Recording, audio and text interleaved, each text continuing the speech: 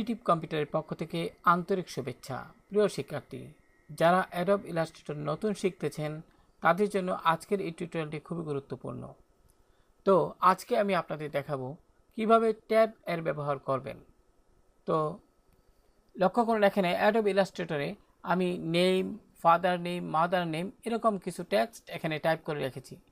এমত অবস্থায় আমি অর্থাৎ ট্যাবের যে মেইন কাজটা সেটা হলো, লক্ষ্য করুন এখানে নেম, এখানে কোলন দেয়া আছে, ফাদার নেম এখানেও কোলন দেয়া আছে, মাদার নেম এখানেও সবার পরে আপনার কোলন দেয়া আছে, কোলনের পরে আবার নাম টাইপ করা হয়েছে। এখন এই যে কোলনগুলো দেয়া আছে এগুলো যদি আপনি সমানভাবে উপস্থাপন করতে চান তাহলে কিন্তু আপনাকে ট্যাব ব্যবহার করতে হবে।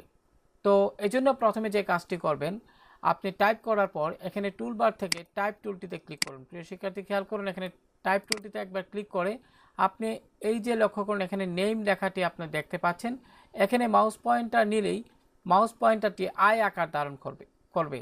আপনি খুব মনোযোগ দিয়ে খেয়াল করবেন, আপনি যখন টুলবারের টাইপ টুলটিতে ক্লিক করবেন তারপর এখানে নেম লেখার বাম পাশে যখন মাউস পয়েন্টারটি নেবেন তখন কিন্তু এটি আই আকার ধারণ করবে।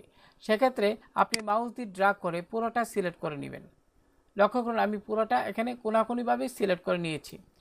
এবার প্রিয় শিক্ষার্থী যে কাজটি করবেন, অর্থাৎ কোনাকুনিভাবে মাউস দিয়ে ড্র্যাগ করলেই কিন্তু সিলেক্ট হয়ে যাবে। এবার আপনি উইন্ডো মেনুতে যান, এখান থেকে উইন্ডো মেনু থেকে আপনি লক্ষ্য করুন এখানে টাইপ থেকে এখানে ট্যাব, লক্ষ্য করুন প্রিয় শিক্ষার্থী এখানে ট্যাব, এখানে ক্লিক করুন। আপনি ইচ্ছে করলে কিবোর্ড থেকে শর্টকাটের মাধ্যমে শিফট কন্ট্রোল টি কি দয় একসঙ্গে চাপলেও কিন্তু আপনি উইন্ডোটি চলে আসবে। যাই হোক, ট্যাব উইন্ডোটি আনার জন্য আমি এখানে ট্যাব এখানে ক্লিক করলাম। তো লক্ষ্য করুন এখানে ট্যাব রুলার এখানে কিন্তু আপনার এখানে প্রদর্শিত হইল। এমত অবস্থায় আপনি যে কাজটি করবেন প্রিয় শিক্ষার্থী, খেয়াল করুন এখানে সবচেয়ে বড় যে আপনার এখানে এই সবচেয়ে বড় আপনার মাদার নেম, তো মাদার নেম এর পরে যে কোলনটা আছে, তো আপনি এখানে এই অংশে মাউস দিয়ে একবার ক্লিক করেন। তো প্রিয় শিক্ষার্থী লক্ষ্য করুন আমি এখানে এই উপরে এই অংশে মাউস দিয়ে যখন ক্লিক করলাম তখন এটি আপনি মাউস দিয়ে কিন্তু একবার বাম দিকে একবার ডান দিকে মুভ করতে পারবেন। তো এখানে খেয়াল করুন একটি লাইন দেখা যাচ্ছে, আপনি মাউসের বাম বাটন চেপে ধরে রাখবেন, আপনি ছাড়বেন না। আমি যদি আপনাদের একটু বুঝিয়ে বলি, মনে করে আপনি এখানে ক্লিক করলেন, তো এখানে ক্লিক করে মাউসের বাম বাটনটি আপনি ছেড়ে দিবেন না, আপনি ধরে রাখবেন। ধরে রেখে আপনি ডান বামে এভাবে আপনি দেখবেন যে আপনি কোন পজিশনে আপনি কোলনগুলোকে সাজাতে চান। তো লক্ষ্য করুন এখানে মাদার নেম যে লেখাটি রয়েছে এখানে এর কোলনটা এখানে সবচেয়ে বড়।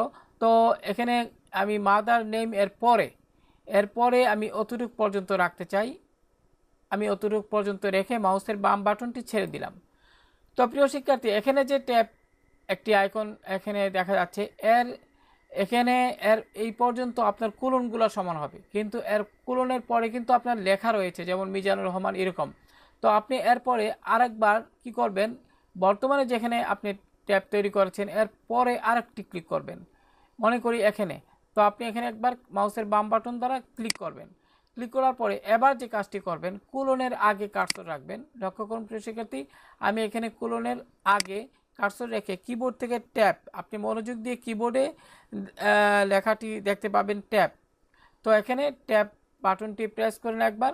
লক্ষ্য করুন এখানে কিন্তু আপনার কি হলো, যে কোলনটা কিন্তু সমান হয়ে গেল। আমি আবার তারপরে নামের আগে কার্সর রেখে ট্যাব দিলাম।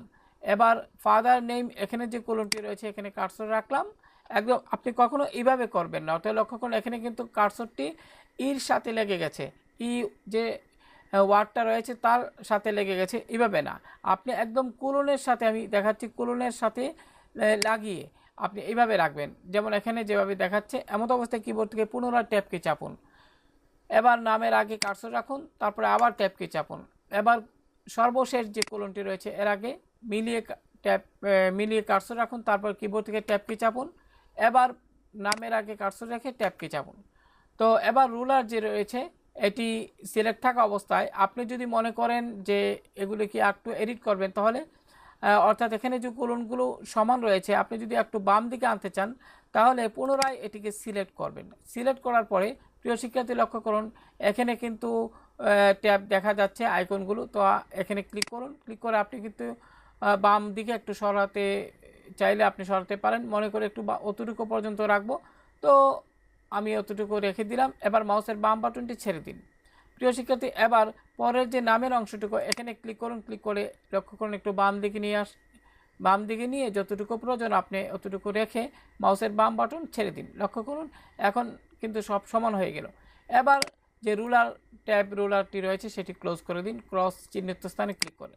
প্রিয় শিক্ষার্থী, এবার যদি বাইরে অর্থাৎ টাইপ টুলে ক্লিক করে যদি আমি একটু টাইপ টুলে ক্লিক করে লক্ষ্য করলে এখানে কিন্তু কত সুন্দরভাবে আপনার এগুলো কলমগুলো এবং নামগুলো সুন্দরভাবে আপনার সেট হইল। তো বিশেষ করে আইডি কার্ড তৈরি বা অন্যান্য ক্ষেত্রে বিয়ের কার্ড তৈরির ক্ষেত্রে এই ট্যাব রুলারের ব্যবহারটা কিন্তু খুবই গুরুত্বপূর্ণ। আশা করি যারা নতুন তারা বিষয়টি বুঝতে পেরেছেন এবং আপনারা আপনাদের প্রজেক্টে অর্থাৎ যখন কাজ করবেন তখন এটি আপনাদের কাজে লাগবে। তো ভালো থাকুন সবাই, আল্লাহ হাফেজ।